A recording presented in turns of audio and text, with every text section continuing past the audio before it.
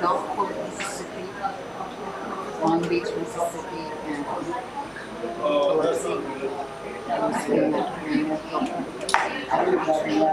The 5 blocks in between no houses. There were no houses. It was about a few months after it had happened, so they had cleaned up all the debris.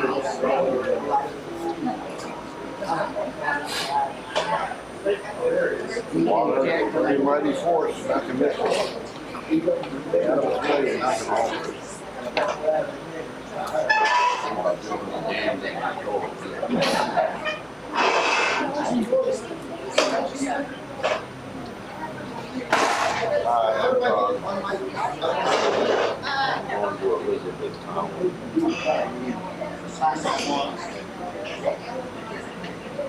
Yeah, you'll be very good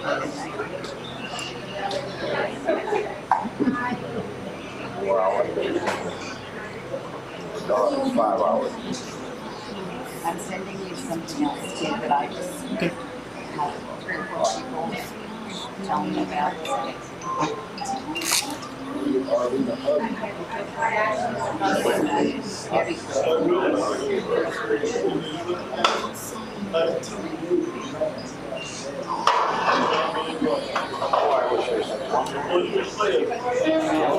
have one. I know. I had to taste it to see if it was any good.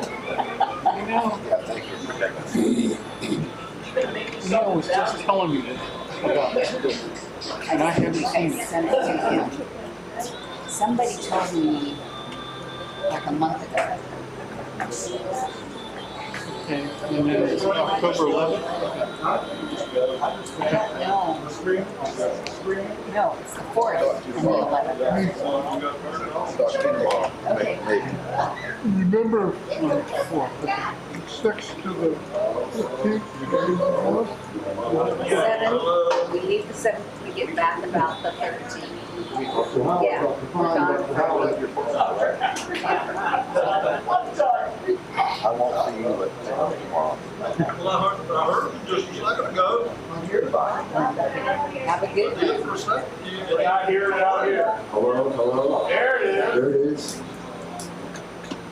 Here it is. Nothing more than feelings.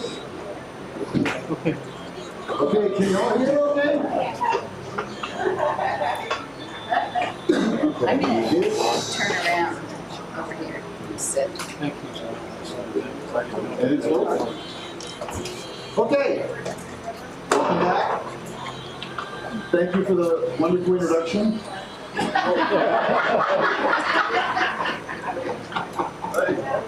Not Billy Graham. That's right.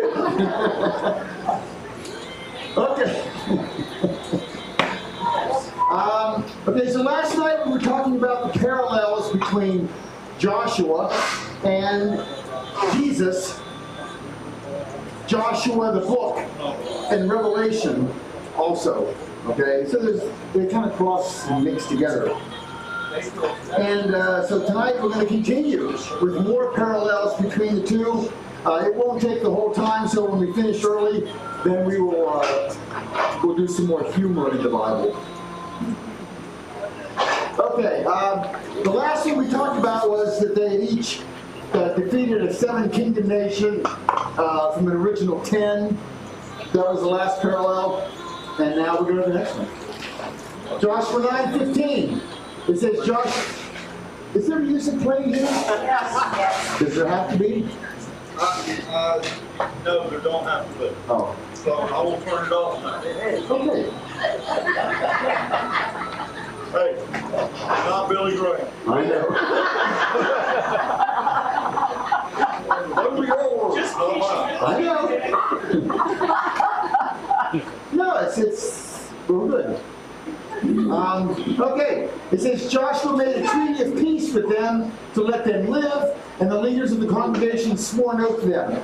Remember, I'm not here to teach you the book of Joshua. I'm here to teach you, hopefully you know bits of Joshua, okay? But there was this one group in the promised land, the Gibeonites. And they were kind of siding with Israel. At first, I think they kind of lied and said, "Oh, we've come a long way. We want to become in peace." And then Joshua made a deal with them that, "All right, we won't destroy you." And then he finds out you live across the way or over the hill, you know. But we made the promise not to destroy you, so we won't. That's the backstory. The point is, Joshua made peace. He's a peacemaker. And in Isaiah 9:6, prophesying the Messiah, it says, "Unto us a child is born, unto us a son is given, and the government shall be on his shoulder, and his name shall be called Wonderful, Counselor, Mighty God, Everlasting Father, Prince of Peace." So the Messiah is prophesied to be peace. Okay. By the way, in this Christmas card verse, this Wonderful Counselor, those are two separate things. He is a wonderful counselor, but that's not what it's saying. He will be called Wonderful Counselor. Completely two separate things. You understand? Okay. By the way, and this is, I don't have a slide for this. I have a slide, but not in this show. The word for wonderful is Pele. You can hear three letters there. You hear a P, an L, and an A. Pele, yes? Which in Hebrew is Pei, Lamed, Aleph. Got it? If I take those three letters, Pei, Lamed, Aleph, and write them backwards, it's Aleph, Lamed, Pei, which is Aleph. And remember, every Hebrew letter represents something. Aleph is the first letter, and it represents God. And if you take that letter, Aleph, write it backwards, it's Pele, wonderful. You understand? Now, the P, when you write it backwards, it makes the F sound, Aleph. But it's a P out there, okay? P and F, interchange. What else we got? John 14:27. Jesus said, "Peace I leave you, my peace I give you, not as the world gives, do I give to you. Do not let your hearts be troubled, nor fearful." So we have Yeshua being the peace guy. So they were both peacemakers. Joshua 24, "Now therefore fear the Lord and serve him." This is Joshua's about to die. Okay, I think in the last chapter here. He's warning the people, "Therefore fear the Lord and serve him in sincerity and truth. Cast aside the God of your fathers. Cast aside the God your fathers served beyond the Euphrates in Egypt and serve the Lord. But if it is unpleasing in your sight to serve the Lord, then choose for yourself this day whom you will serve, whether the gods your fathers served beyond the Euphrates, or the gods of the Amorites in whose land you are living. But as for me and my house, we will serve the Lord." I have a little plaque on my house in Houston that says this. I need to get one for Kyrgyzstan house. So, here I see Joshua, he's about to die, and he's letting them know, "Listen, if you want to serve that God or that God, do whatever you want. But as for me and my house, we will serve the Lord." He's giving them all one more chance if you want to serve, okay? And speaking of serving, we have Isaiah 53. This is talking about the Messiah. Not necessarily, it doesn't mention Jesus, but he is the Messiah, right? And Isaiah 53 is a suffering servant, right? So we have Joshua, we will serve the Lord. He's serving. And we know the Messiah is going to be a servant. And Mark 10 says, for even the Son of Man did not come to be served, but to serve, and to give his life as a ransom for many. Now that is talking about Jesus, and that's Joshua and Yeshua both were servants. Okay? By the way, this is now 15, 20 years ago. Now this is going to be a 5-minute rabbit trail. I went over to my friend Reuben, and he owned a nursery. I've talked to you all about it before. And nobody came to the nursery. He didn't have water, and so everything died. And a nursery for plants, not babies.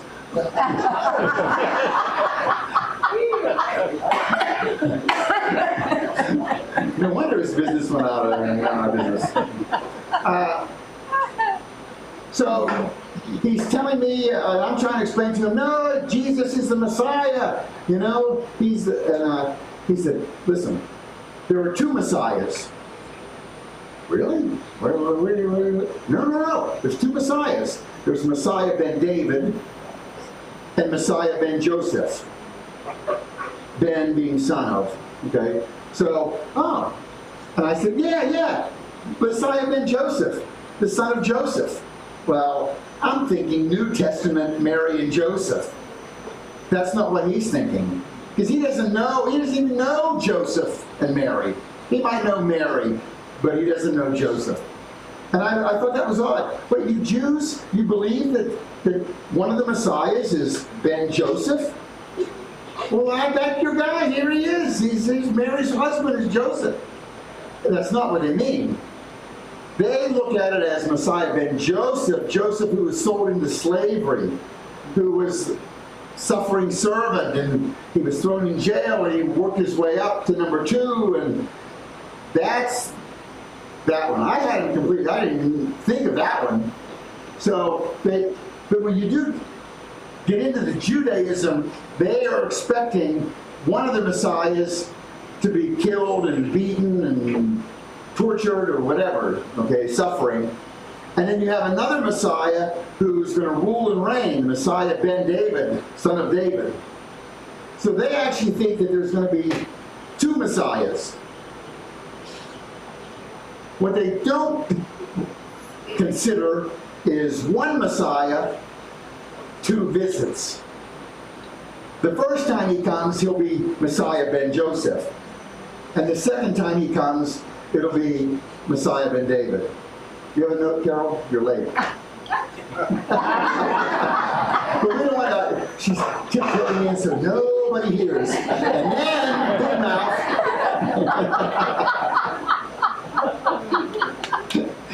Hi, Carol.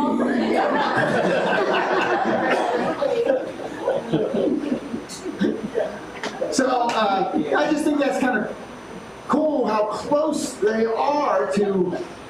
They just don't figure out one Messiah, 2 visits.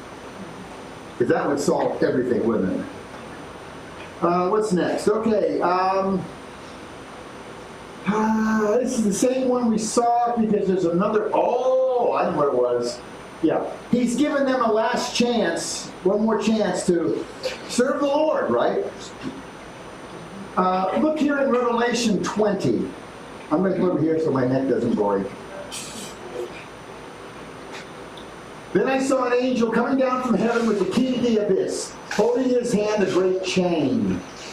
He seized the dragon, the ancient serpent, who is the devil and Satan, and bound him for 1,000 years. He threw him into the abyss, shut it, and sealed it over him, so that he could not deceive the nations until the 1,000 years were complete. After that, he must be released for a brief period of time. I don't really understand that theology. I know it says what's going to happen, and it's going to happen, but I know Jesus is going to rule and reign for 1,000 years. But why does Satan get released again at the end?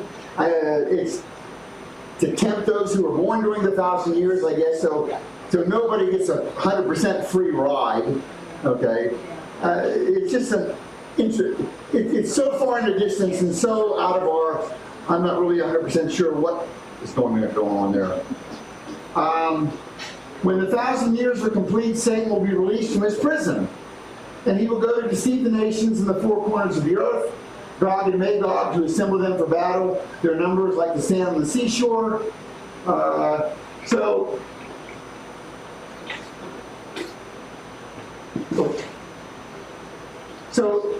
they are also getting one last chance to choose who to serve.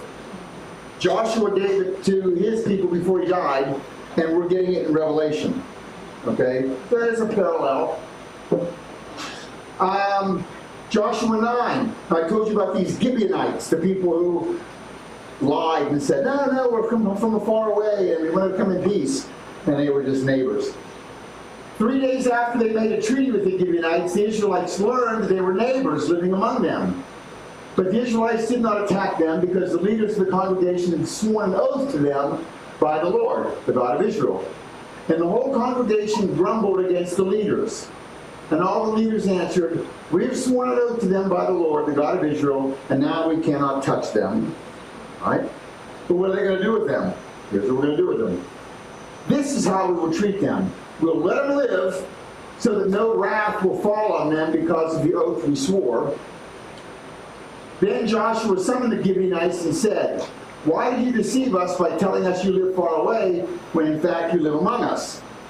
Now therefore," here's the key verse, "now therefore you are under a curse and will perpetually serve as woodcutters and water carriers for the house of my God." So they're going to serve in the tabernacle, right? That's Joshua. Now let's jump ahead. In Revelation, it says, "After these things I looked, and behold, a great multitude which no one could count, from every nation, tribe, people, language, standing before the throne, before the Lamb, clothed in white robes and palm branches in their hand." One of the elders responded, saying, These who are clothed in white robes, who are they? And where have they come from?" I said to him, "My Lord, you know." And he said to me, "These are the ones who came out of the great tribulation, and they have washed their robes and made them white in the blood of the Lamb." So these aren't people who accepted and were raptured. That's what I believe is the bride of Christ, right? This is the rapture's taken place. Now it's tribulation, and there are people who are going to convert during the tribulation. They are not going to be the bride, they will be tribulation saints. For this reason, they are before the throne of God, and they serve him day and night in his temple, and he who sits on the throne will spread his tabernacle over them. Are you seeing a parallel? Joshua, he took the late converts, and they had to serve as woodcutters and water bearers, and the late converts in Jesus' time, Revelation, are going to serve before the throne. That's a parallel. It's there, right? Okay. Now it came to pass when Adonai-Zedek, king of Jerusalem, heard how Joshua had taken Ai and had utterly destroyed it, as he had done to Jericho and its king, so he had done to Ai and its king, and how the inhabitants of Gibeon had made peace with Israel and were among them. So this Adonai-Zedek, he's upset that the Gibeonites sided with Israel. Because he wanted to get this Adonai-Zedek, he wanted to wipe out all the Jews. And he was assembling other kings to join together and let's attack. And the Gibeonites kind of sided with Israel, and he got upset with them. They feared greatly because Gibeon was a great city, like one of the royal cities. It was greater than Ai, and all its men were mighty. Okay, this guy Adonai-Zedek. Wait, excuse my back. And excuse my front. But that's nothing I can do about that. Okay. This Adonai-Zedek, it actually means the Lord of righteousness. But you know, that actually sounds like a pretty good title. But he's a bad man. Okay? Evil. And he kind of reminds me, because he has that Zedek on the end. We know another guy like Melchizedek, right? That Zedek, that's righteous. You ever hear, yeah, there used to be in our mall, in almost every mall you went to, there was a Zadok Jewelers. Did you have those here in Tennessee? Zadok, or there was a chain in Pennsylvania, they had them in Texas. Whenever you went to the mall, it was Zadok. Zadok is righteous, okay? That's the word. Here's another side note. I remember I was talking to Roby's son in Houston one day, and he owns a kosher restaurant. And so it's very overpriced. Mac and cheese, tuna salad. It's, you know, there's just, you just can't get meat and cheese, dairy mixed together. It's all dairy. You know, there's some restaurants that are just dairy and some that are just meat. His is dairy. And God bless him, and all the Jews come in and they order their mac and cheese and pay $18 for a plate of mac and cheese because it's been blessed by a rabbi or whatever. But I went to visit him once, and they have pizza also, cheese pizza. You know, put some meat on this. No. And he and I, we get into arguments once in a while. We're just heated discussions, not arguments. And we were talking about, you know, some of his guests who come in, especially the rabbi. When the rabbi comes in, everybody kowtows, and the rabbi doesn't pay for the meal. You know, he's like this high up, you know. How you should treat me when I come here. That's how they treat me. But you understand? And I said, you know, the rabbi's nothing special. He's a sinner just like everybody else. But he comes strutting in all self-righteous. And he goes, what? I said, self-righteous. Now remember, this son of Roby, he was born in Israel. So his English is second language. And what is self-righteous? And I'm going, self-righteous, you know, who doesn't know that? You grew up in America, you know what people who act self-righteous. And Sadiq, self-Sadiq. He struts around like he's Sadiq. And immediately he goes, oh yeah, he does. he understood. It's just a new word for him to comprehend. But he understood self-righteous is not a good thing to be. Okay, so here we have these two guys, and then it says here, therefore Adonai Zedek, the king of Jerusalem, sent to king of Hebron, king of Jarmuth, king of Lachish, king of Eglon, saying, come up to me and help me that we may attack Gibeon, for it has made peace with Joshua and the children of Israel. So if you want to make peace with Israel, there's going to be a price to pay, right? You're going to be attacked. And the Lord said to Joshua, do not fear, for I have delivered them into your hand. Not a man of them shall stand before you. And it happened as they fled before Israel, and were on the descent of Beth-horon, that the Lord cast down large hailstones from heaven on them, as far as Azekah, and they died. There were more who died from the hailstones than the children of Israel killed with the sword. So we have Joshua defeats Adonai Zedek with God's help. Okay? So keep that in mind.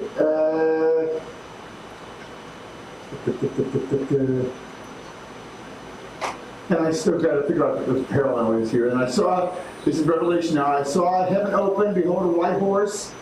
He who sat on it faithful, true, mouth, sharp sword. What am I looking for here? Oh, I guess it's just that Christ defeats Antichrist. Right? That's the parallel. Joshua defeated Adonai Zedek. Christ is going to defeat Antichrist. Okay? So that's the parallel. And we have this, the good and evil here, of Christ and the Antichrist. And we have a good and evil with Adonai-Zedek and Melchizedek.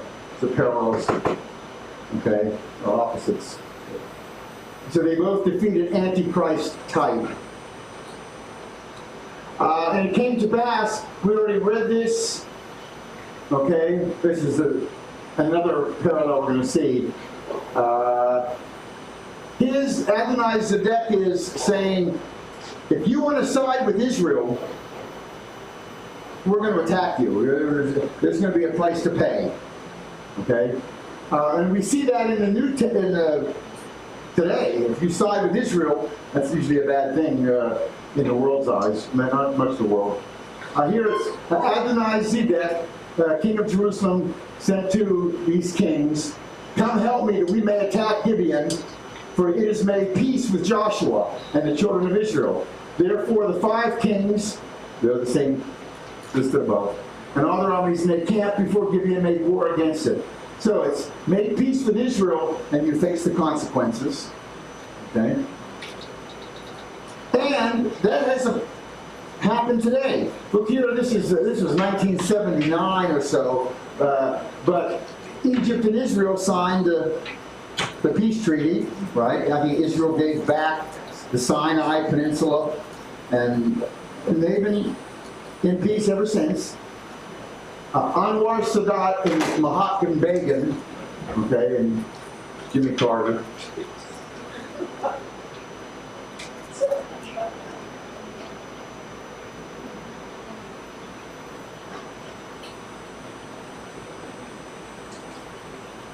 Anyone remember this? Yeah. This was Anwar Sadat made peace with Israel. And within 2 years, he was at a military parade, and some extremists charged. This is, Menachem Begin is right in here. That's where he was a minute before, watching this military parade, and then that whole grandstand got attacked by terrorists, and he was killed. So it made peace with Israel and faced the consequences.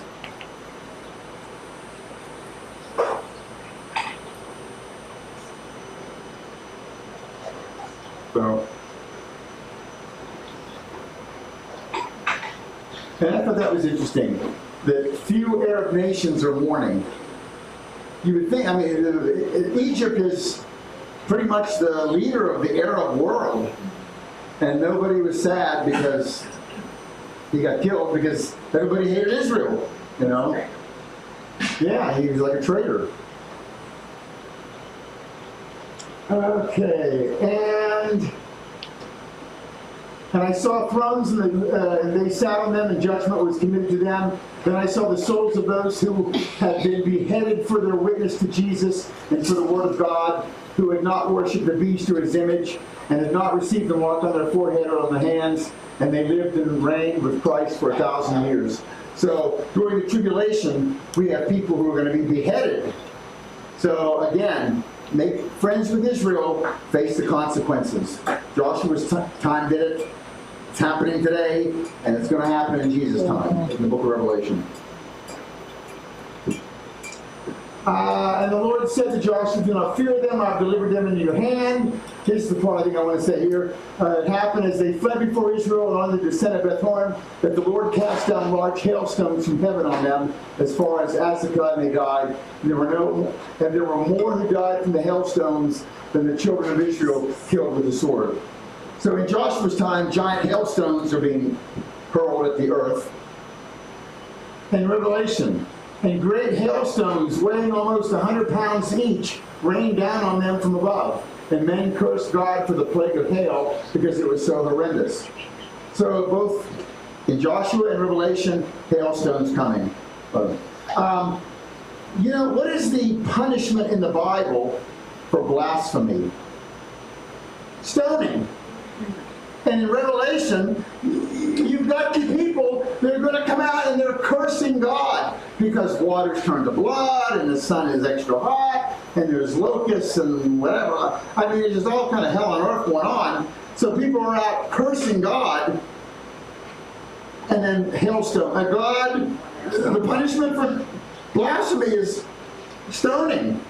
And God's going to stone them with hailstones, giant. Okay? It's all consistent, isn't it? Very consistent. The punishment, he told us way back in the law, this is what the punishment's going to be. And now it's the end of the book, same thing. Oh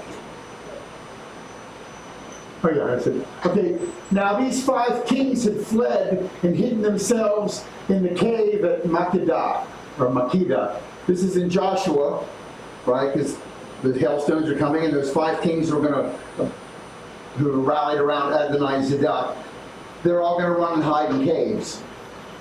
Revelation. Then the kings of the earth and eminent people, the commanders, wealthy and strong, and every slave and free person hid themselves in caves and among the rocks. You know what? If you want to know what's coming, read Joshua. Right? It lays it all out. God, Yes. you know, just everything you said there today kind of reminded me of Ecclesiastes. There's no new thing under the sun. Mm-hmm. That reaches the beginning of that which will be. Yeah. So, Yes, very much. Go. So that's what I have so far, and I always put a bonus in my videos. But there's a bunch more that I haven't done yet. There was, in the Joshua's time, they shortened the day. Remember, the sun went backwards and the day was shorter. And in Revelation, they're going to be shortening the sun and the moon and the. So there are more parallels. I'm not done with this talk. So just know that there are lots more, and maybe next year we'll do part 3. But I do have a bonus with this Joshua thing. Let's see if we can make sense of this. In Deuteronomy 1:38 it says, Joshua, son of Nun, who stands before you, will enter it. Encourage him, for he will enable Israel to inherit the land. Joshua, son of Nun. You know, Nun is the 14th letter of the alphabet, right? And here's 3 different fonts. It's the N sound. Its picture is a fish or a sperm-looking thing. It represents life because a fish's tail is always moving, and that moving up, down, up, that's the letter up, down, up. That's where we get the letter N. Right, from the fish's tail of Nun. And if it's Joshua, son of Nun, I guess you could say, let's see, that Nun represents fish, right? That, what do we have here? Let's see. Nun begat Joshua. Make sense? Okay. Or you could say, a fish brought forth Joshua. It's not too much of a stretch, is it? Because his father's name was Nun. Nun represents fish. Okay? So we're looking for a parallel with Jesus here. Where else have we seen a fish bringing forth someone? In Jonah 2:10 it says, and the Lord commanded the fish, and it vomited Jonah onto dry land. So you could say that a fish brought forth Jonah. And a fish brought forth Joshua. Okay? It's a little stretch, but not that much. Okay. And we know that Nun brought forth Joshua, fish, right? So where's the tie-in? The tie-in, I think, is going to be here, because Jesus compares himself with Jonah, right? For as Jonah was 3 days and 3 nights in the belly of the great fish, so will the Son of Man be 3 days and 3 nights in the heart of the earth.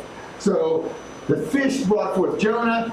The earth is going to bring forth Jesus, just like the fish brought forth Jonah. So is it a tie-in? Might be. You know, that they have that fish bringing them forth. I don't know. Am I preaching too much? Might be there. Okay. Okay, I think that's all we have on that one. We got time. So now we're going to go.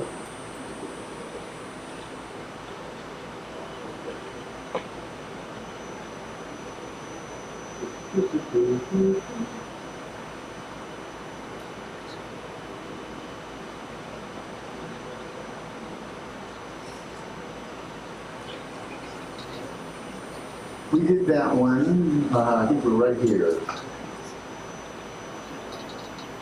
I'm going to make a big screen.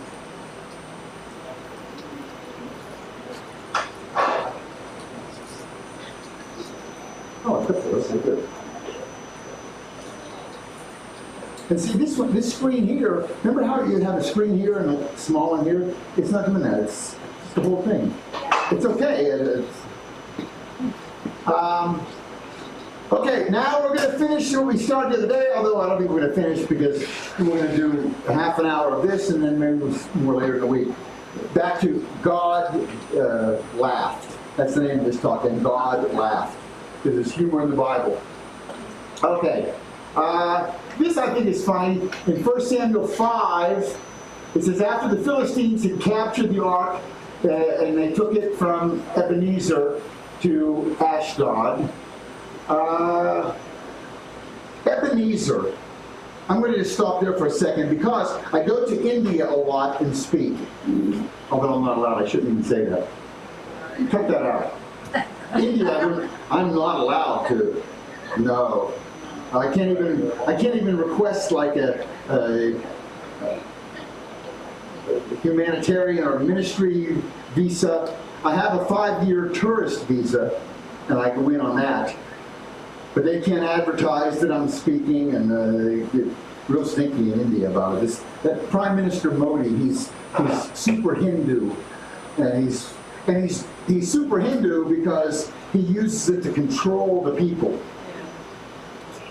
Yeah, so anyway, one of the guys who always comes to every talk is a preacher. He comes about an hour away. Is named Ebenezer. And you've heard that name before, Ebenezer. Anyone know what it means? Ah, Carol, yes. Stone of help. Say again? Stone of help. I looked it up. Wow. You don't even need to bring a note tomorrow. That is wonderful. You got it. Eben is stone. And this is, you're here to laugh, but you're also here to learn. So we're just going to, Eben. Listen to the letters. Eben. Aleph, Ben, Bet. Aleph, Bet, Nun. Okay? Aleph, Bet. What does that spell? Abba. Right? Aleph, Bet. A-B, Abba.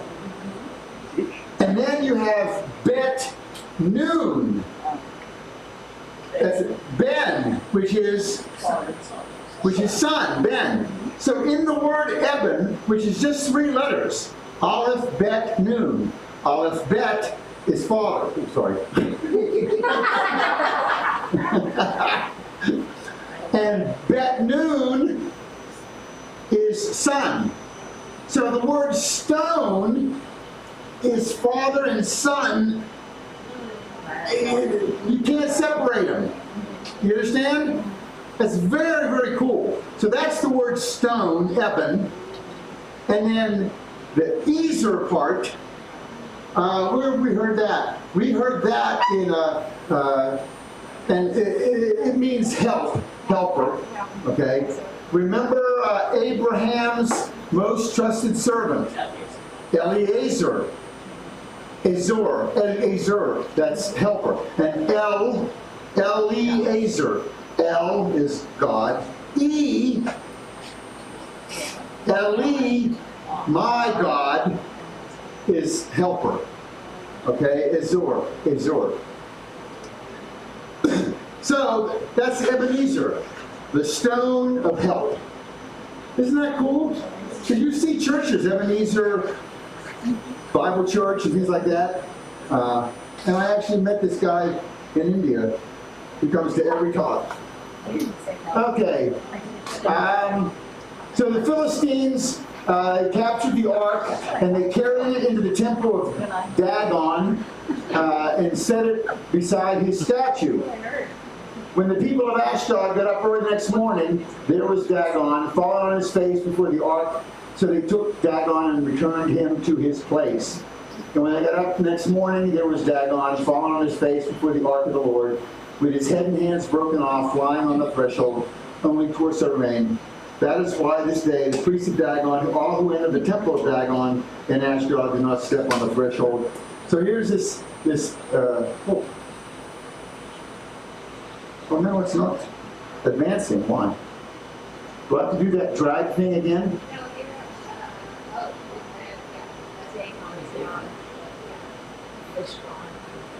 And now I got to get rid of that yellow stripe.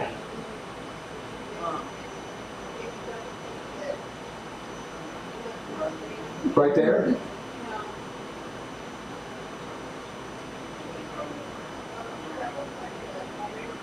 Double click what? This. Right here.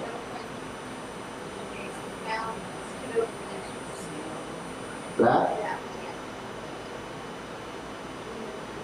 Full screen. How do I? Why does it not have one here? Okay, this. By the way, you all see this PowerPoint presentation? You notice I bought this computer in Kyrgyzstan. It was so cheap. And they were going to give me PowerPoint and Word and Excel. But you see, everything's in Russian. and you can't, it's not a transferable, it's a Russian copy and no different languages. So I'm having to learn Russian so I can know which buttons to press. No. This is horrible. Anyone see the mouse moving?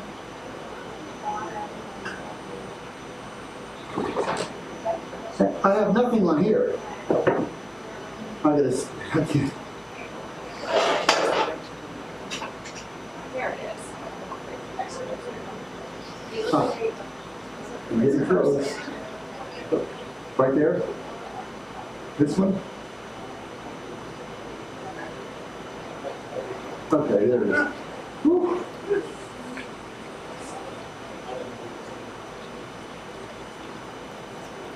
I don't need that, it's not on there. Okay, we're talking about humor in the Bible. I think it's funny that when the Philistines stole the Ark of the Covenant, and they put it in their Dagon temple. What? Isn't it the temple of Dagon? Yeah. The Dagon kind of fell apart. When they woke up the next morning, the thing would fall apart, and they put it back together, and the next night it'd fall apart, you know? Okay, this is not a funny thing, this is a learning thing. The word dog in Hebrew means fish. Okay, so this Dagon god, it's a fish god of some kind, because you can hear that dog in there, okay? That's always nice to know. I got a, okay, I'm gonna get this right. This is a joke coming. I got a Chinese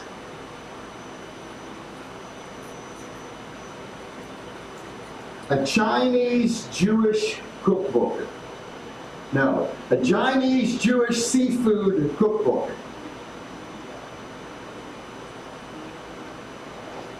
It was 101 ways to walk your dog.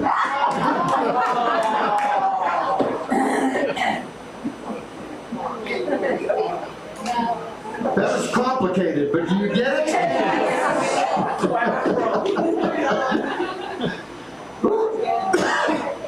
All right.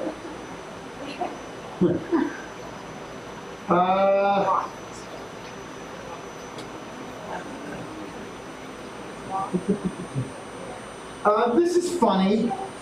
None of these are side-splitting, but it was funny, I thought, whenever Saul was searching for David. And they're all through the hills there in Judea, they can't find him. And so one night they're looking, so they all camp in the cave, and they just happen to camp in the cave where David's hiding further back. You know, and it's kind of God. It's just funny. It's just God, that's just what he would do, you know? And there was even the time that David came out and he cut the corner off of his garment, you know? Look, I was right here, I could have killed you. And he didn't. But that was that story there. This one I like, I think it's funny. Whenever Saul is waiting for Samuel to come, because they got to do the sacrifice, and he gets tired of waiting. And he was also supposed to kill all the enemy, man, women, children, animals, everything, kill everything. And he didn't. He brought the animals back, and then he even did the sacrifice, Saul did, before Samuel got there. And Samuel gets there, and he's upset because, A, you did the sacrifice? Well, you're not supposed to do the sacrifice. You're not. Remember, the kings and priests, they are separate in Judaism, right? You don't have anybody who, well, I take that back. There are a few that were king and priest. David was a king and he did some priestly things. And of course, Jesus is king and priest, okay, and prophet. But normally those are separate jobs. And then he says, he hears, what is that noise I hear? You know? Well, these are the animals that we took, if we were going to use them to sacrifice. Yeah, that's it, to sacrifice. You know, Samuel's not upset, Samuel's very upset. But Samuel says, what is the noise of this flock in my ears? The noise of the herd which I'm hearing. And this is just kind of a pun, a play on words that we don't see maybe in English. But he says, and what is the noise? And what is vav? A vav. Vav is the Hebrew letter. Its picture is a nail. And what do nails do? Nails connect things, right? So I always put the vav in orange. And in Hebrew, a vav means and. Tonight I had meatloaf, mashed potatoes, green beans, Coca-Cola. You hear and. Okay? And that's how, if you listen to Hebrew, you go to Hebrew Messianic Center, I didn't know reading. It sounds like every other word begins with vav. In fact, in the Torah, every verse of the Torah, every page of the Torah, okay, remember they write in block form, right? Every page begins with a vav, except the first page. The first page is Bereshit, bara Elohim, right, in the beginning of. But every page after that begins with a vav, because it's actually like a nail, and it connects this page to the next one. And you get the next page, connects. Okay? This is a little clever thing that God did there. Yeah. And then, so that's and this is ma, mem, hey, ma. Okay? And ma, you should know, means what? All right? Where have we heard that? I'll tell you where I really heard it. Oh, well, we heard it with manna. Remember they come out and there's this white stuff all over the ground? And then they said, ma, nah. What is it? Okay? Another place you hear it is when I would go visit Roby, and he has a wife, and she's in the kitchen, and they have a son who's way back in his bedroom, and the son says, Eva, and in the kitchen she says, Ma! What? That's where I learned the word what in Hebrew. When I stayed with him, because he's always screaming something and she just yells, ah!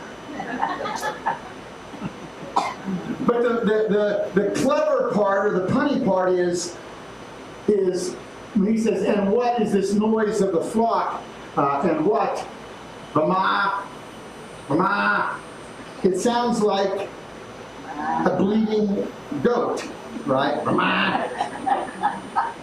And when I filmed this, I found, this is a YouTube address I'm going to use, because I found a nice bleeding goat that'll be in the background when I film it.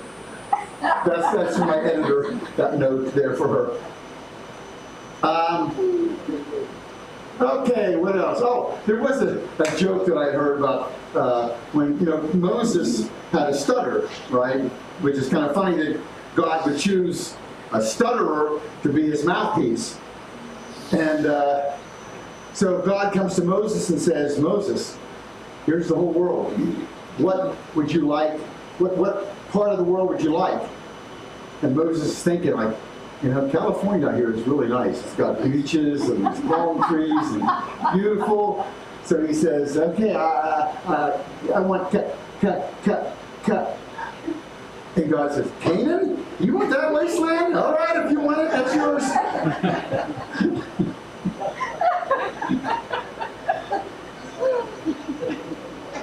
Poor guy. Cut.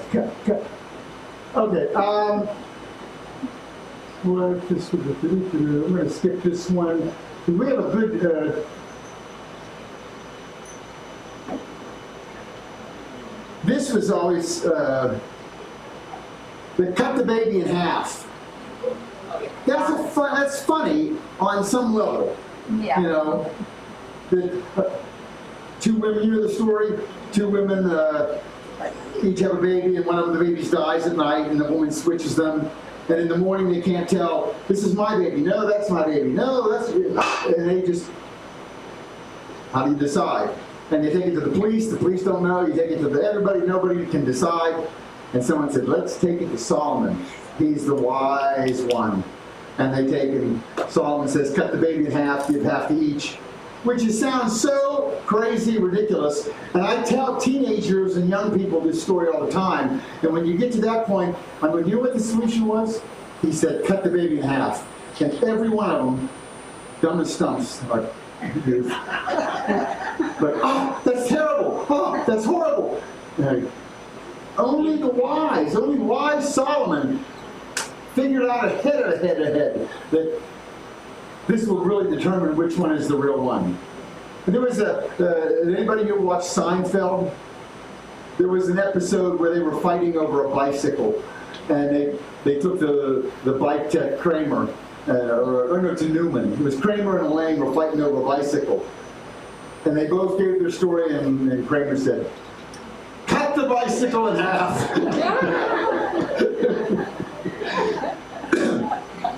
Okay. Oh, I hit the wrong button. Okay, here's another.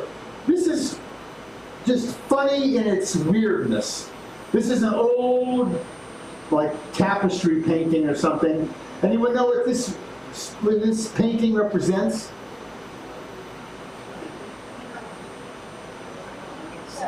It's from 2 Kings. Yes! Where you had Elisha, he just was with Elijah. Elijah goes up, and this is a good point, because I always wondered, well, it doesn't even make sense. But when you get into it, it makes sense. Elijah gets taken up. Elisha takes his cloak, comes over, hits the river, crosses over, goes to Bethel, and a bunch of kids are mocking him. And they're saying, go up old baldy. Go up, old baldy. What does that mean? It's an odd thing for a bunch of kids to say, right? It's because Elijah was bald. Elisha was bald. Elijah just went up in a chariot of fire, right? Or something. Okay? And so the kids are mocking Elisha with, because if you look at this picture, look if I go to the next one, you'll see the whole picture. Oh, where'd it go? I thought I had it. Oh, there. Here's the whole picture. See, Elijah's on his way up in the chariot. So the kids are mocking Elisha, saying, hey, go up like your buddy, the other bald guy, you bald guy. Go up, old baldy. That's the context of all these. Lost the microphone. Lost the microphone, Ron. Probably these batteries.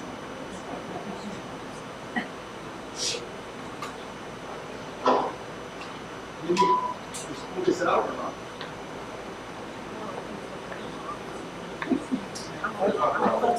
No, just for a minute. The people can't hear you online. Oh, they can't hear me online. It's batteries in this.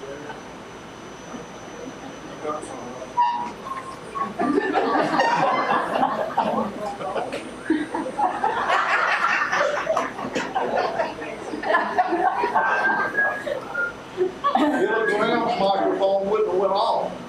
What? Billy Graham would have had his battery changed.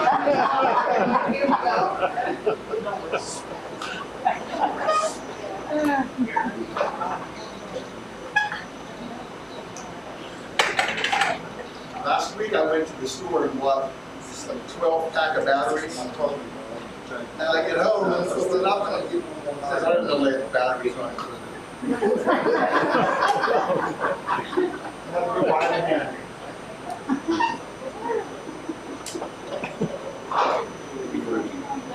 Sandy, today we left early because we had to go get some cookies from that coder in across the street with the so Okay. On, it says on. Do you hear me? Yes.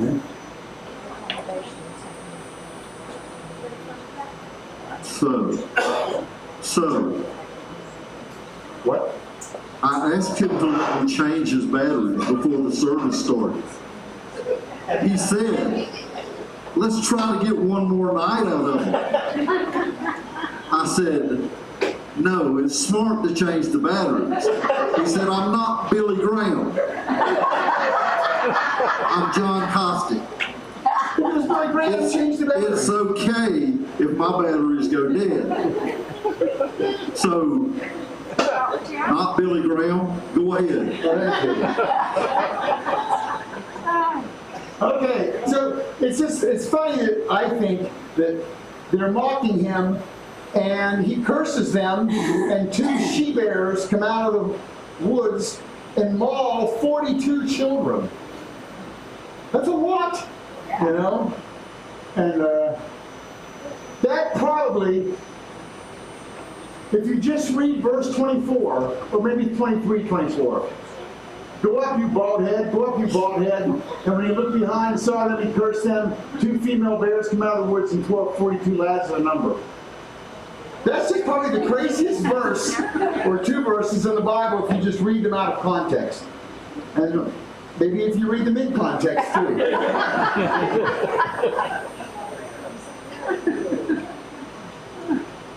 Okay. I think this is funny. In 2 Chronicles 21:20, he, they're talking about this King Jehoram, was 32 years old when he became king. He reigned in Jerusalem for 8 years, and he departed with no one's regret. And they buried him in the city of David, not in the tomb of the kings. Poor guy, you know? And they put that on his tombstone, you know? Departed with no one's regret.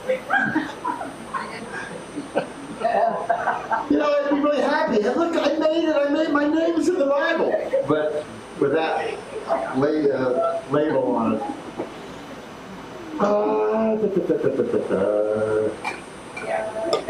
Okay, this is a little bit long, so we're not going to read the whole thing, but you know at the end of Job, when God starts talking, and he's explaining about Leviathan, okay? And whatever this creature is, I don't know. Nobody really knows, I think. Can you draw Leviathan with a hook or snare his tongue with a line which you lower? Can you put a reed through his nose or pierce his jaw with a hook? Will you look at 5? Will you play with him as a bird, or will you leash him for your maidens? That word maidens is translated maidens in some, but it's also for your girls, okay? Which could also be for your daughters. Remember, this is God talking to Job, and Job just recently lost 3 daughters and 7 sons. So this is kind of God, maybe a little bit of salt in the wound a little bit, you know, bring up, you want to give this to your daughters? Well, even, you know, you don't bring up someone's dead daughter so soon after they're dead. But then he goes on, can you fill his skin with harpoons? No one is so fierce to dare stir him up. What is good? The point is, if you read the description of this animal, it's not a crocodile. It talks about it breathes fire. You know, you can't pierce its skin. Whatever it is, it's some kind of big sea creature. This is in the middle of Borneo. You know Borneo? We took a boat hours and hours, 12 hours, then we took another boat, 5 more hours, then we took a dugout canoe, more hours, and we got to this place where this guy has a crocodile in his hut. And you pay him a couple of rupee and you can go in and pet the crocodile. And I did that back in 1990.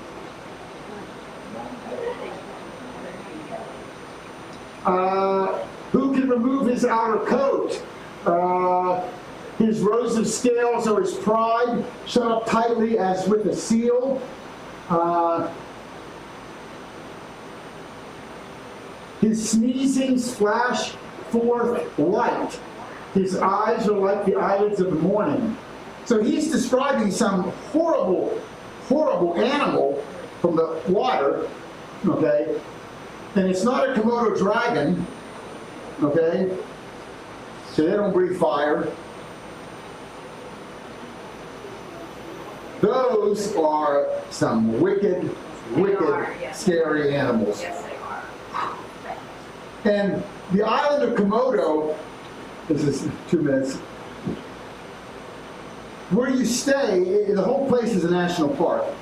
And they had cabins, and each cabin there's 4 or 8 posts that come out of the ground, and the cabin's probably this high off the ground. And so the cabin overhangs the post. Like here's the cabin, right? Here's the post. So the dragon can't get up there. And there is like a pole or a ladder that we climb up to get into there. But these things, they can run faster than a deer, and you'll die from the germs before you bleed to death, because there's so much bacteria in their mouth. And so the park ranger says, okay, this group, come on, we're going to go into the interior of the island. And as you're walking, over here you'll see a dragon running through the scrub, you know? And what if he wanted to come through? And this is what the guard has, a stick. And we actually, before we left the previous island, and we bought a goat and brought it on the boat, and I forget how many hours boat ride, like 10 hours, 8 hours, something, to get to Komodo. And then we gave the goat to the park ranger, which he, on a leash, took out into the middle of the island with us. and he slit its throat and threw it over a cliff, and these things just, I mean, they eat the bones, it's like they gulp, gulp, gulp, bite down and swallow arm or goat leg, you know? I mean, there was no bones, there was nothing left. And there were 10, 15 of these things just going crazy. Whew. And then we had to hike back to the camp. And he said, I'll go, speed up. But, I didn't have to be the fastest in the group. I just didn't want to be the slowest. Or the last. Smoke comes out of his nostrils as from a boiling pot with burning rushes. His breath kindles coals. His heart is a stone. It's just, I think it's kind of funny that he describes all of this to Job, and he says, can you do all this with this animal? Can you catch him by a hook? Can you give him to your girls on a leash to play with? Because I can. That's pretty much what God is saying here. That this most wicked thing is just putty in my hands. And it's and I'd like to know what this animal is. Someday we'll find out. It's this one, and there's another one. What's the other crazy animal that... Huh? Behemoth, yeah. Behemoth and Leviathan. Land one, yep. So we'd like to know what those are, because it's not an elephant, it's not a hippo, or whatever it is. Those. Job, have you entered the treasury of snow? This is just more clever than anything. Or have you seen the treasury of hail? The word for snow is sheleg. Shin, Lamed, Gimel. Okay? So, what is special about those three letters? I'm going to put the gematria values in. Well, there's a 3-ness you can see. Shin is 300, Lamed 30, Gimel is 3. So the word adds up to 333. Which, this is this little bonus here. Anytime you have a Hebrew word whose gematria adds up to repeated digits, those repeated digits are going to help define whatever the word is. So snow comes out to 333. So what does 3 have to do with snow? Well, it lets you know that it has 3 different forms. You can have water, ice, and steam. It comes in 3 different ways. Does that make sense? Like the word for blood. Anyone know the word for blood? No. It's dam. It's a dalet and a mem. Mem is 40. Dalet is 4. So the word blood, dam, adds up to 44. It's a repeated number. Repeated number is going to tell us something about blood, has something to do with 4. Anyone? Anyone? Bueller? How does blood and 4 relate? There's 4 blood types. What about 666? I don't know of a word whose gematria adds up to 666. Make sense? These are just a single word. And here's another one. It's Bekor. Bekor. It means the firstborn. Okay, is the Bekor. It's a bet, Kaf, and a resh. Bet is 2. Kaf is 20, resh is 200, so you get 222. Ding, ding, ding, ding, ding. It's repeated digits. So Bekor, which means firstborn, comes up to 222. Well, it says multiple times that the firstborn will always receive a double portion of an inheritance. You see how clever he is?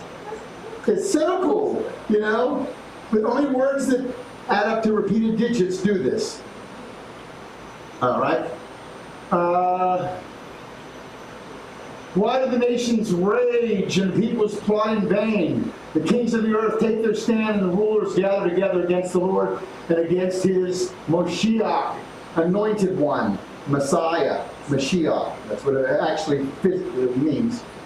Let us break their chains and cast away their cords. He who sits in the heavens laughs, and the Lord holds them in derision. So we know God laughs. That's nice. Sahak means to laugh.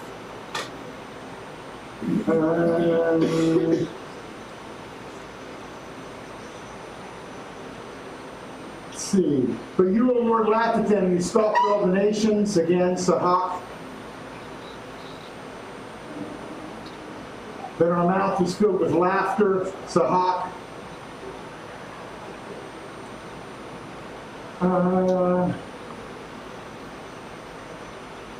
Okay, I think I told you this yesterday, but it's so important, I think. Sahak means laughter. And when God tells Abraham, you're going to have a son, Abraham falls down laughing, and he goes, you're going to call him Sahak, right?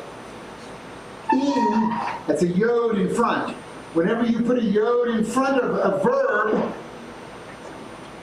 it makes it masculine. No, it makes it third person future.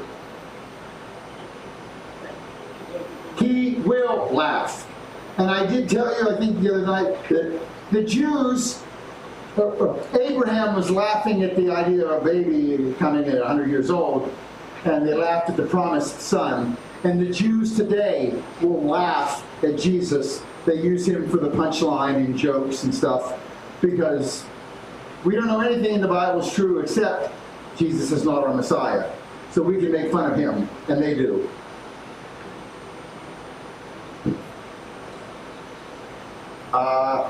But the Proverbs, there's lots of Proverbs that are funny, okay?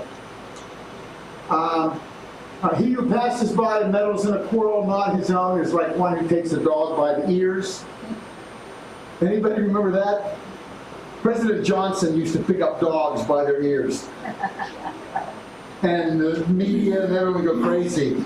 But he was from Texas, and this is how you do it. And, so there's different examples of him doing it. The lazy person claims, there's a lion out there. If I go outside, I might be killed. Yeah, that's a good excuse. Here, I'm not going to go out, there might be a lion out there. Lazy people take food in their hand, but don't even lift it to their mouth. That's pretty good. I like this one. One who blesses his friend with a loud voice early in the morning, it will be considered a curse to him. Isn't that true? Like 5 o'clock in the morning. Hey, bless you!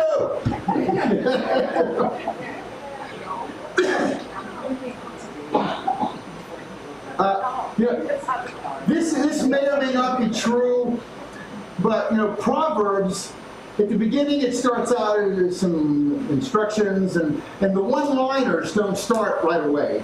These are the one-liners, you know what I'm talking about, right? Like these. And then the one-liners will start, and then there'll be a break, and there'll be some writing, and then the one-liners continue, and then there'll be a break.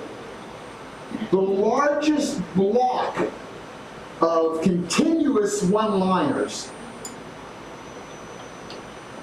there's 375 one-liners in a row.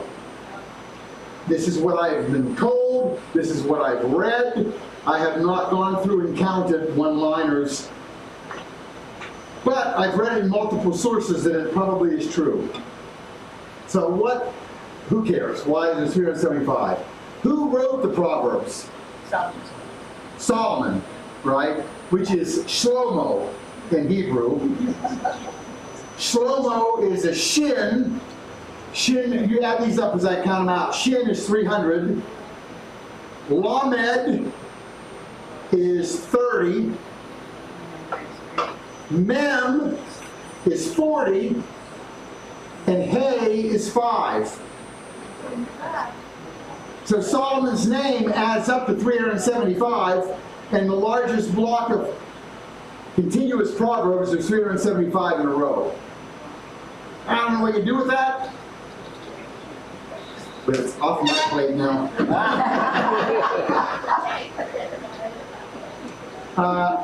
Bad, says the buyer, but then he goes his way and then he boasts.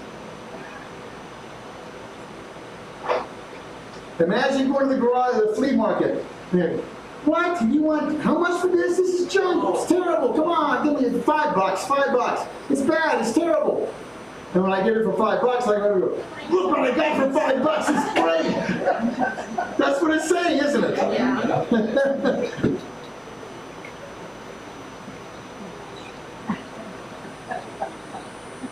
Uh-oh. Eggshells here. A beautiful woman who lacks discretion is like a gold ring in a pig's snout. Okay. I didn't write this. A nagging wife is as annoying as constant dripping on a rainy day.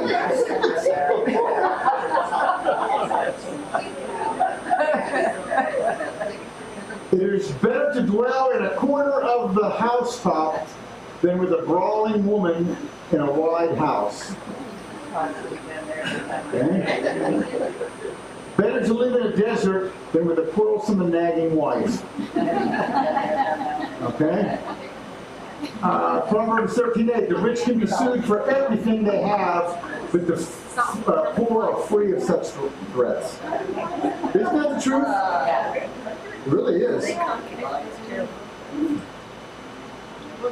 Better to meet a grizzly robbed of her cubs than a fool hell-bent on folly. I got the people in Kyrgyzstan, my friends that were, read Proverbs, read 10 a night, read one chapter a night, and they come the next morning, oh my goodness, there's some really good advice in there. It really is. I just picked out the funny ones that I thought were funny. Even dunces who keep quiet are thought to be wise. As long as they keep their mouths shut, they're smart. So good. As a dog returns to his own vomit, so a fool repeats his folly. So that's true. Yeah.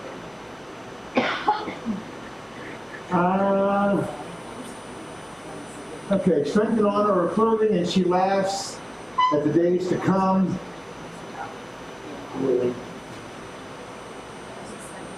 I'm not going to read all this, but this is there's some funny things in here, and that is, oh wait.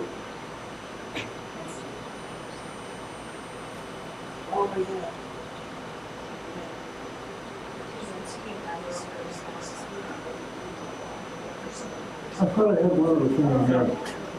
Nope.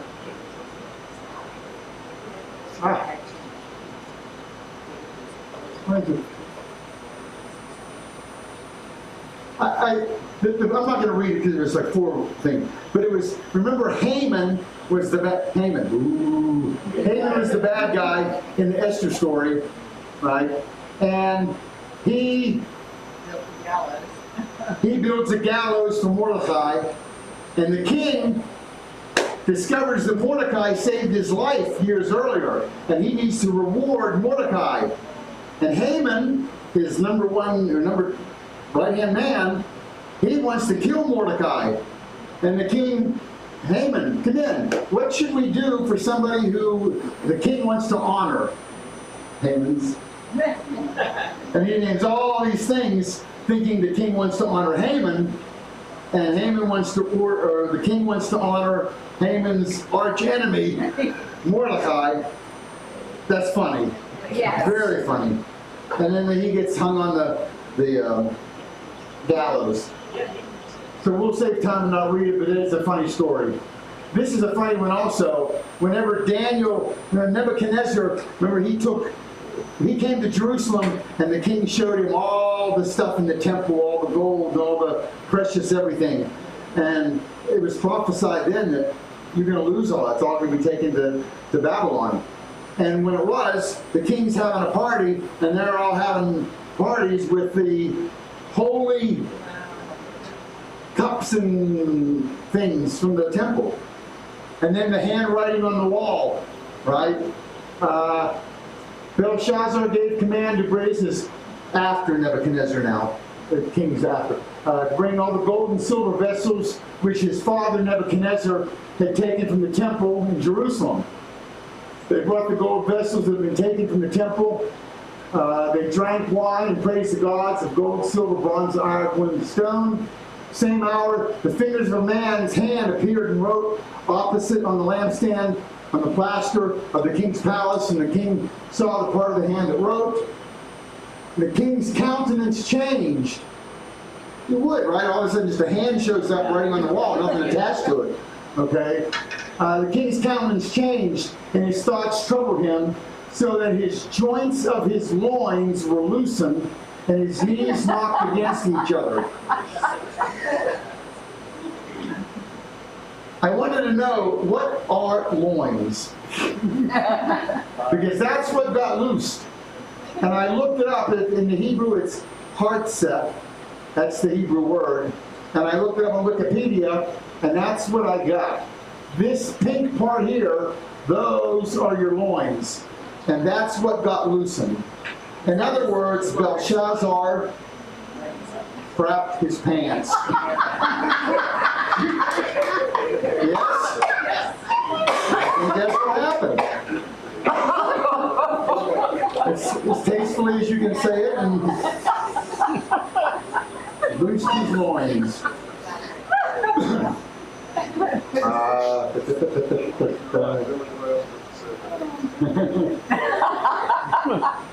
You would have used what word? Neil, what word would he have used? I think this is kind of funny in the Jonah story, and that is, you've got these different characters. You have Jonah, who Jonah is a named character in the story, and he's disobedient. God says go to Nineveh, go to Tarshish, no, go to Nineveh. He goes to Tarshish, opposite direction. So he's the Jew. He's supposed to be the good guy in the story.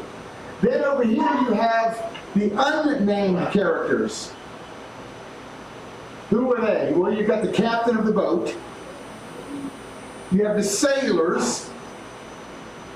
You have the Ninevites, because when he finally does go and say, repent, or 40 days you're going to be wiped out, and they all repent. They're just disobedient.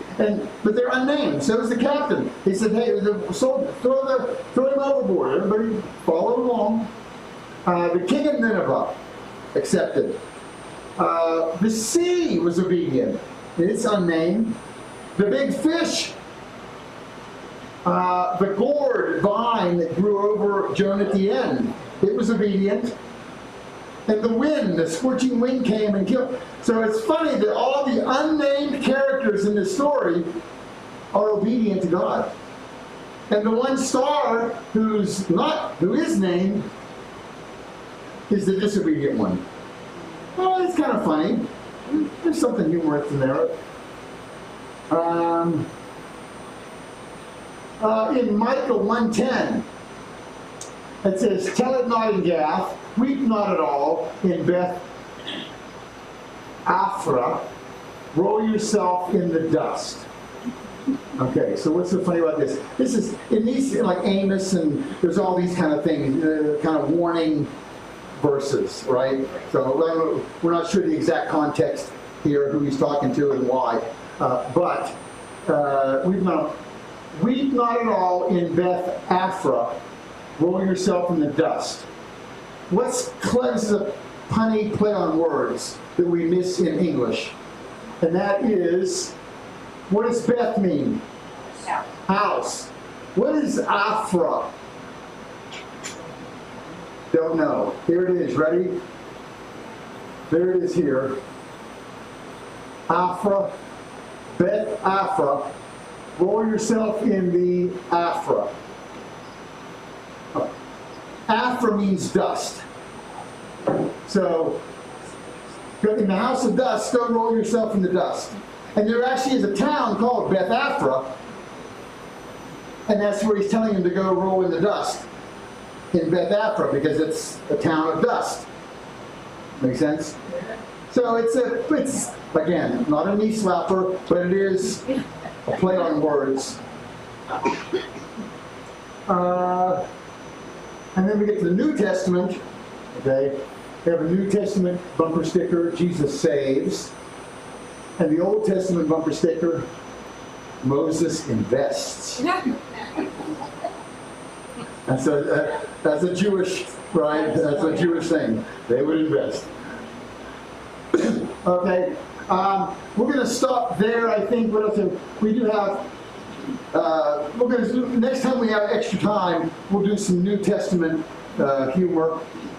And you remember this. I'm not a big fan of this. If you've heard me talk about it before, you know, this is Leonardo da Vinci Last Supper. Unfortunately, this happened at night, right? It was the Passover Seder, right? This looks like the last lunch.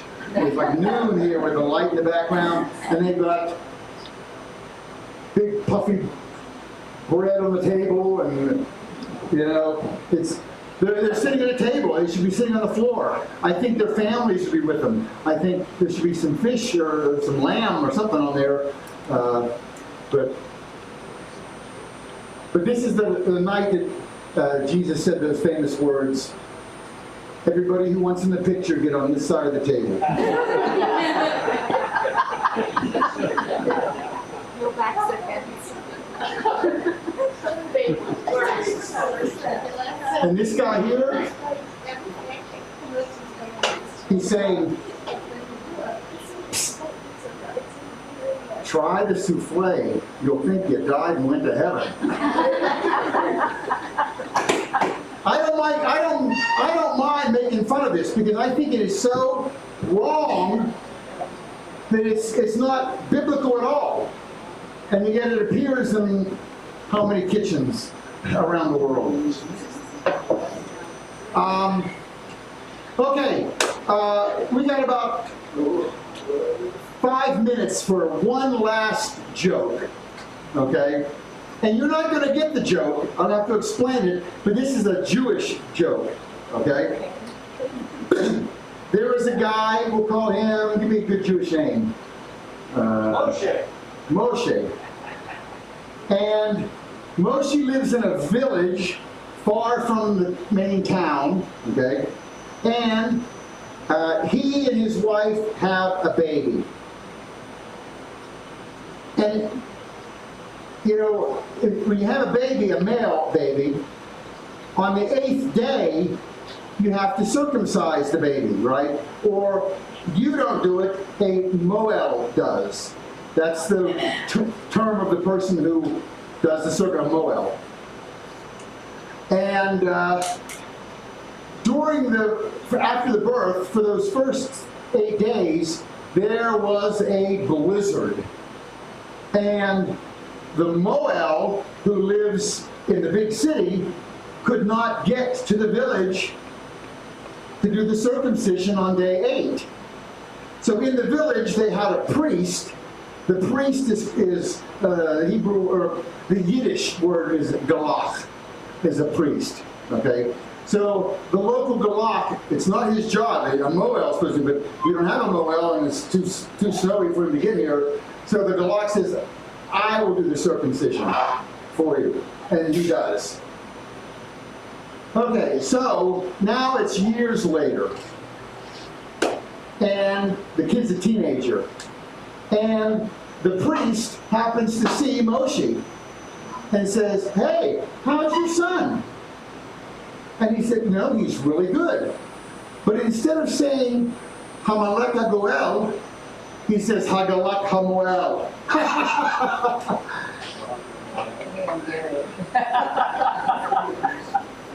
That joke killed in Jerusalem. Okay, so now I'm going to explain the joke, because this really is a funny joke if you're Jewish and you get those words. And I think I have, if I go, is this going to go all the way back? Let's hope it does.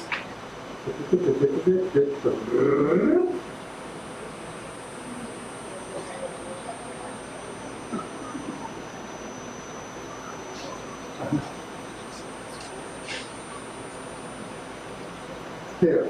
Okay. Now I'm going to explain the joke. In Genesis 48, this is Jacob. He comes to Egypt, and Joseph and the kids. He meets the two kids, Ephraim and Manasseh. Okay, and he's blessing everybody, right, Jacob.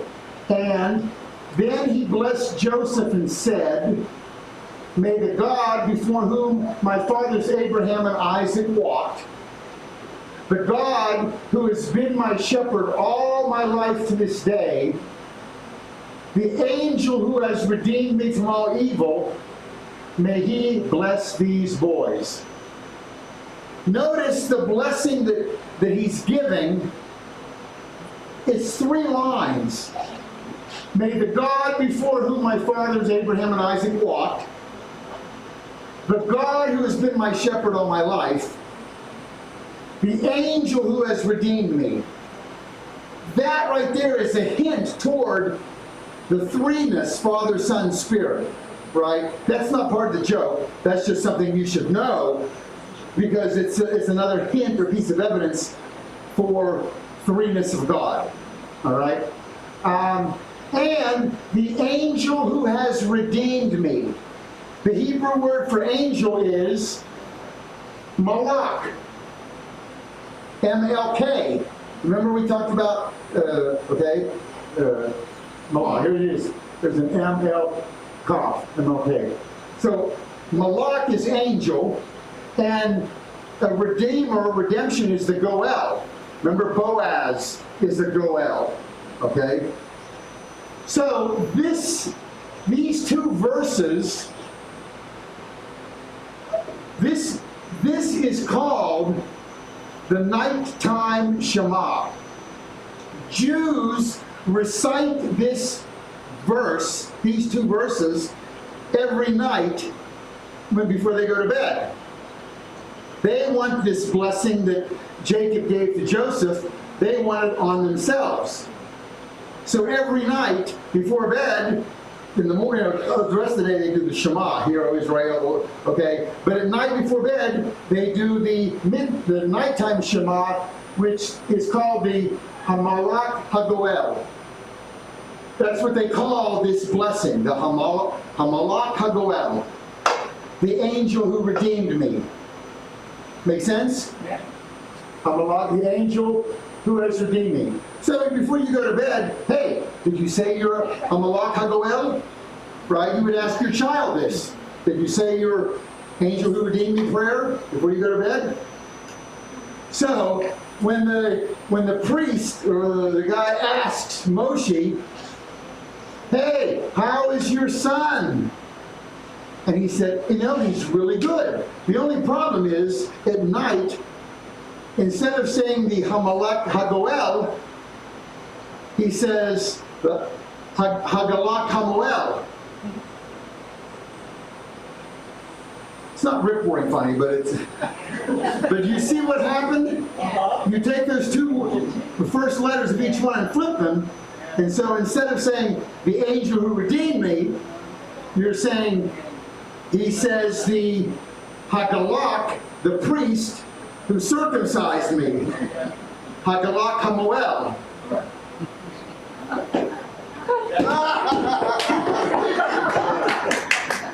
You like Graham told told me that joke.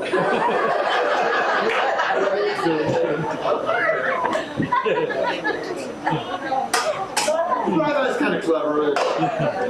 Yeah. Okay. All right. Dear Heavenly Father, awesome God, thank you so much for all these revelations you give us and all the funny lines and the clever irony and the rhetorical questions and the puns and the... You know what? Your book is self-authenticating. Only you could have written it. And we thank you for letting us see all these things that you put in there to prove that you wrote it. And we just thank you for that. We ask you to bring us back tomorrow safely. And as always, we ask that there is peace in Jerusalem. And we ask this in Yeshua Jesus' name. Amen. 4